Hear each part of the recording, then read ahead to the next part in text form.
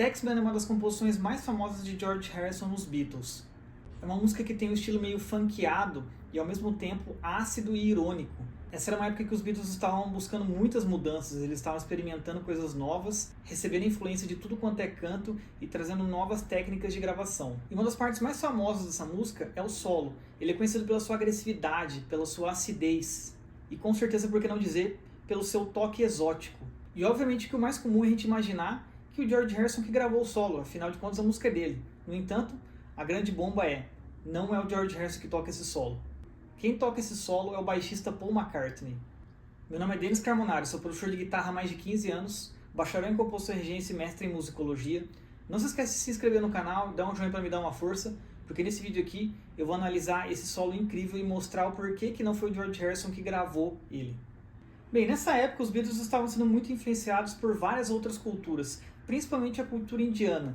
E quem mais se influenciou por ela foi o George Harrison. Ele começou a aprender o sitar, começou a compor músicas com esse instrumento e falando de coisas mais profundas, né, de coisas de mais espiritualidade. Mas na realidade essa música vai ao contrário da questão da espiritualidade, porque ela fala sobre taxas e tributos abusivos. E o problema é que o George Harrison não estava conseguindo fazer um solo que é agressivo, né? Ele tinha interesse em criar algo desse tipo, né, porque a música pedia, só que ele não estava conseguindo fazer isso. E eles tinham tempo, né? Eles tinham que entregar músicas rapidamente, né? A coisa lá andava rápida na época. E aí o George Martin sugeriu que o Paul McCartney tentasse, né? O Paul McCartney teve uma ideia rápida e tocou esse solo que ficou incrível. E para mostrar a genialidade dele, né? Ele pegou o toque que o George Harrison estava trazendo. Ele sentiu, pô, o George tá com essa pegada indiana. E ele colocou essa pegada indiana no solo, ao mesmo tempo que deixou o solo ainda rock and roll, super agressivo e ácido.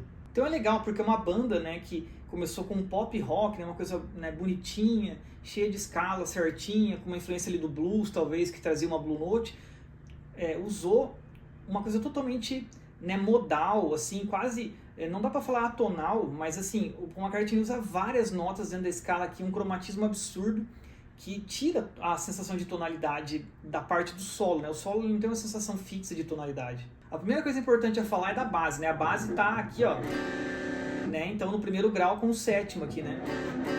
Uma coisa mais blues, né? E ainda utiliza depois a nona aumentada, né? Ou seja, deixando claro bem uma harmonia blues aqui, porque tem, né, a questão da blue note, da terça rebaixada aqui, que é a nona aumentada, certo? Então tem essa dualidade de terça maior e menor. Ele já começa o solo bem agressivo, fazendo uma oitava, né? Essa questão da oitava dá um poder muito grande com a distorção.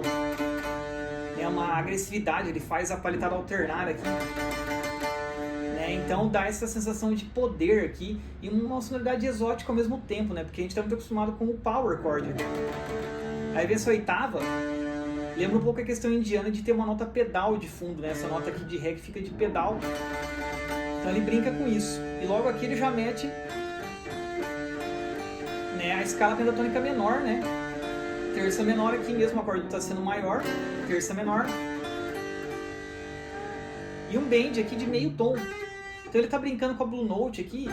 No entanto, como ele usa meio que bend aqui, e um pouco de quarto de tom aqui em umas outras notas, dá uma sensação mais de música indiana, dessa questão de alterar meio tom, ou menos que meio tom, né? Então ele dá uma sensação de...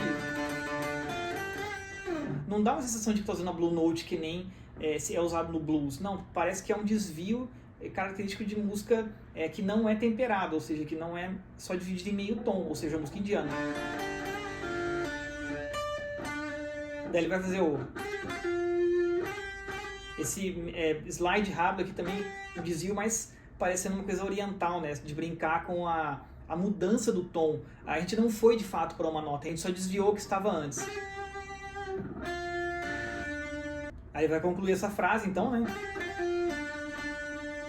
Agora vem a parte mais interessante de todas para mim no solo. Ele vai descer aqui fazendo rápidos pull-offs aqui, né? E hammer-on. Aqui é doido porque ele vai usar a ideia da escala maior aqui, ó. Sétima maior, sexta maior, a quinta e a quarta. Então essas duas notas aqui estão fora da escala pentatônica, não estão na escala pentatônica, estão na escala maior, né? Então aqui ele tira a sensação da blue note que estava para colocar outra coisa. Então ele muda muito rápido o humor do solo, né? Quando a gente escolhe uma escala, a gente está dando um humor, um clima, uma ambientação para a música. A gente pode muitas vezes escolher mais de uma escala, né, para fazer a melodia, o improviso, o solo, e isso vai dar a ambientação do negócio. Só que ele muda muito rápido, ele começa com a penta aqui e já faz isso aqui logo depois, né, na mesma base, então a gente fica meio que, como assim? E aí, o que ele faz na subida aqui? Coloca a sétima menor. Então, ele desce fazendo a sétima maior e sobe fazendo a menor. O que é o contrário, porque na música erudita, quando se sobe, né, a gente pensa que a gente tem que colocar tudo maior para ficar mais perto, para chegar mais na cara da tônica, né? Então,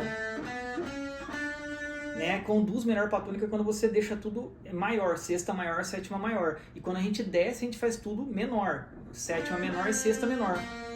É a escala baquiana, né? Descer na escala menor natural e subir na menor melódica, certo? Então vamos olhar aqui como que é a escala que ele usou. Vamos tocar nota por nota, né? Então, ó, tônica, ré, terça menor, quarta aumentada, quinta, sexta menor, sexta maior, sétima menor, sétima maior. Ou seja, ele usou todas as notas menos as segundas aqui, a segunda maior e a segunda menor. Então, olha que coisa louca, ele usou muitas notas aqui. Então ele mudou a ambientação toda hora, parece que ele está brincando com a tonalidade e com as notas em si. E vamos pro final do solo aqui, né? Então vejam, todo esse solo aqui, ele é muito agressivo, né? Ele toca muitas notas, ele vibra muito, ele usa muito vibrato, e aí um vibrato basicamente bend, né? Não dá nem pra saber se é um vibrato ou se é um bend, né? É uma mudança muito rápida. Aí aqui... né? Então ele brinca muito com essa distorção das notas, que é mais característico da música indiana. Aí aqui ele faz uma descida, né, que seria a improvável, e a subida que é improvável, usando a sétima menor. Vejam então a genialidade do Paul aqui, né, ele já mostrando que realmente é um dos maiores músicos da história, né. Ele pegou uma música que nem era dele, além de ter feito um baixo espetacular, que é meio Motown, assim, né, uma coisa super com oitavas ali, com uma rítmica incrível, ele fez o solo da música. Né, o George tem uma fala ali depois, né, que ele fala que ficou feliz que o Paul conseguiu fazer um solo legal, mas que para ele foi um pouco humilhante, porque ele era o guitarrista solo. Então é estranho você, né, tipo, ser o guitarrista solo e não poder fazer o solo da música, né, que é sua, inclusive. Quando se fosse do Paul até vai, mas, né, ele era o guitarrista solo e a música era dele, né, então acaba ficando uma coisa um pouco estranha. Mas os Beatles tinham essa questão de fazer conceder isso, né, e daí criava essas coisas geniais. Imagina se o George falasse, não, peraí, não permito que você faça o solo. Pode ser que a gente nunca tivesse ouvido um solo tão bom quanto esse, a gente não sabe o que ele faria, mas pelas características dos solos que ele fazia, ele não conseguia realmente fazer uma coisa muito agressiva, ele fazia coisas mais chord melody, e mais uma guitarra mais clássica, assim, uma guitarra um pouco mais dos anos 50. Então, de fato, ele não conseguiu ter essa pegada que o Paul teve. E aqui já mostra uma divisão de egos na banda, assim, né? A banda tinha esse problema que ficou mais patente com o passar dos anos, né? Principalmente ali a partir do Sgt. Pepper's, né? De que cada um estava indo para um lado, que cada um era muito grande e que não estava tendo espaço para todo mundo, principalmente para o George, que era muito grande e tinha o menor espaço de todos eles. Bem, então é isso aí, galera. Espero que vocês tenham curtido essa análise aqui, né? Eu gosto muito desse solo, esse álbum, na realidade, é maravilhoso. Essa música é maravilhosa e o solo é incrível. Eu acho que o Paul McCartney ele conseguiu fazer uma coisa exótica, diferente, inovadora e ao mesmo tempo incrível, o que a música pedia. Ele conseguiu agradar o George, porque ele fez uma coisa indiana, ao mesmo tempo que ele agradou a letra da música, que pedia algo mais ácido, algo mais irônico, e fez uma coisa que é mais incomum para o meio em que eles estavam de música, né? Ele usou influências que não se imaginaria que pudessem ser usadas nesse tipo de música. Deixa aqui nos comentários o que vocês mais acharam incrível desse solo e se vocês não sabiam desse fato que é o Paul que tocou esse solo. Não se esqueça de se inscrever no canal, dar um joinha, compartilhar com os amigos. Um abraço e até a próxima.